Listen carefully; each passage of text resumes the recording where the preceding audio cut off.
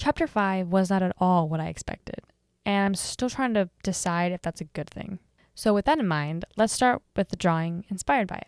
This piece actually ended up being a heck of a lot easier than I thought it would be. I did struggle a bit with Lily's proportions, especially her arms, but overall it wasn't too bad. For the design, I leaned more into her cardboard cutouts than her actual in-game design because I guess I was lazy and didn't feel like drawing joints, but that's just how it is sometimes. And I turned out pretty good, I think. I also feel like I've improved a lot when it comes to drawing hair, just in general, and seeing as Lily had a whole bunch of it, I decided that I was going to challenge myself because not only does she have a lot of hair, but it's all braid. So that was a bit of a challenge.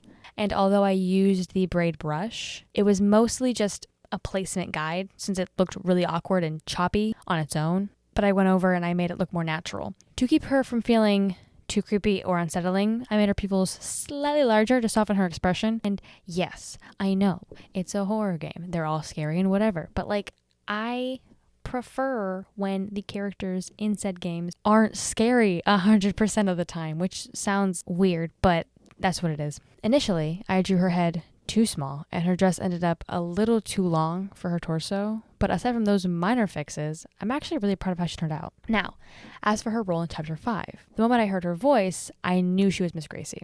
That realization made everything surrounding her feel incredibly ironic. After listening to the tape where she switches between Lily and Miss Gracie, it almost feels like a fitting end for her. I don't wish harm on anyone, but it did seem like she faced the consequences of her own actions.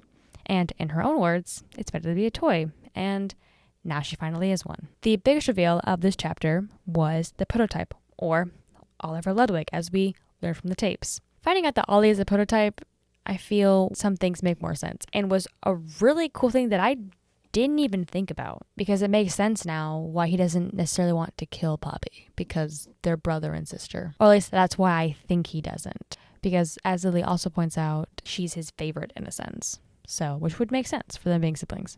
I was so excited. I was thrilled beyond compare for Chapter 5 to drop, especially because I couldn't wait to see what the prototype looked like. Since I could never actually play these games myself, I just watched a full playthrough. And while I did enjoy it, I did notice a few things. First, the puzzles. There were a lot of them, more than I feel like there were in the last games, or they're just more drawn out, or just more complicated.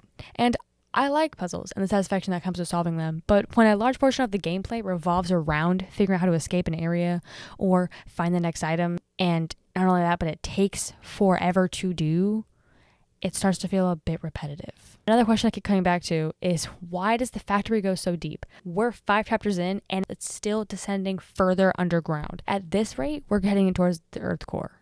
And honestly, I thought that Chapter 5 would be the grand finale, as I'm sure a lot of people did, and that we'd finally face off against the prototype and wrap everything up and whatever. But instead, it feels like the ending's just being stretched out more. More content can be great, but pacing also matters, and I really hope that Chapter 6 is the true conclusion and that it ends in a satisfying way.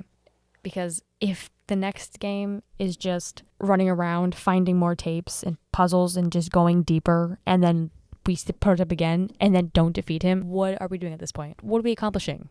One thing I really did like in the game was when Kissy and Huggy reunited with each other, and it was so sweet, the recognition, and it was just such a sweet and tender moment. And then in comes the prototype, just stabbing him in the chest, and that was uncalled for completely. This was a tender moment. It was so nice, and you just had to barge in here being all violent.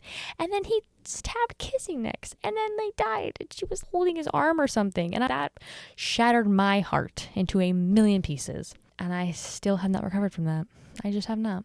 And then from there we have the train sequence, which was cool, but then also begged the question of why is there another train this far underground? It doesn't make sense. Nothing in this game is making sense anymore. I don't understand the architecture of this building. I genuinely don't. I don't know how after 10 years it's still being powered by, I don't even know what. I don't know how it's still on.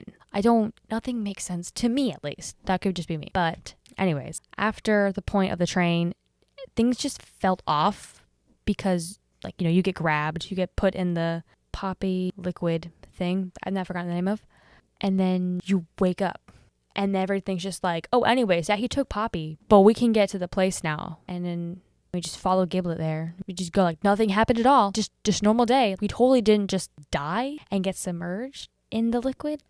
none of it makes sense. Are we not human or something? And the big reveal, the second reveal of the Doctor being back was interesting because when I do like his character because he's really cool as a villain, but I didn't understand why he needed to be there. I still don't know what they're planning to do. Unless we're teaming up with the Doctor to defeat the prototype, which I guess could be cool. I'm just really unsure at this point where the next game is going to go. I genuinely don't even know what is going to happen. I don't even have a guess. Well, no, correction. I do have a guess. I'm going to guess that it's the last one, and I'm going to hope that it ends well. That's it. That just somehow we defeat him or something. But on to my overall review of the game, which obviously I guess wouldn't be the best thing to rely on for a rating because I haven't physically played it myself, but I'm still going to do a review anyways because it means something. Maybe, I don't know. But for gameplay and controls, again, I haven't played it, but based on things I've seen that discuss the controls of the game, they're not the worst, but I feel like there has to be an easier way to cycle through all the billions of hands that you get to collect. So for that,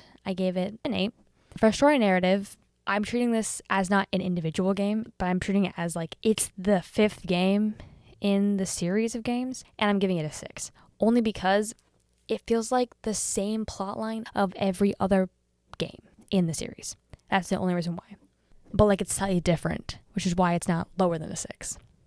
For graphics and art style, I give it a 9 because over the progression of the 5 games, it's gotten a lot better and it looks really cool and really terrifying. For sound and music, I give it a 7 because it's not terrible, but it's not the absolute best, phenomenal, and amazing in my personal opinion.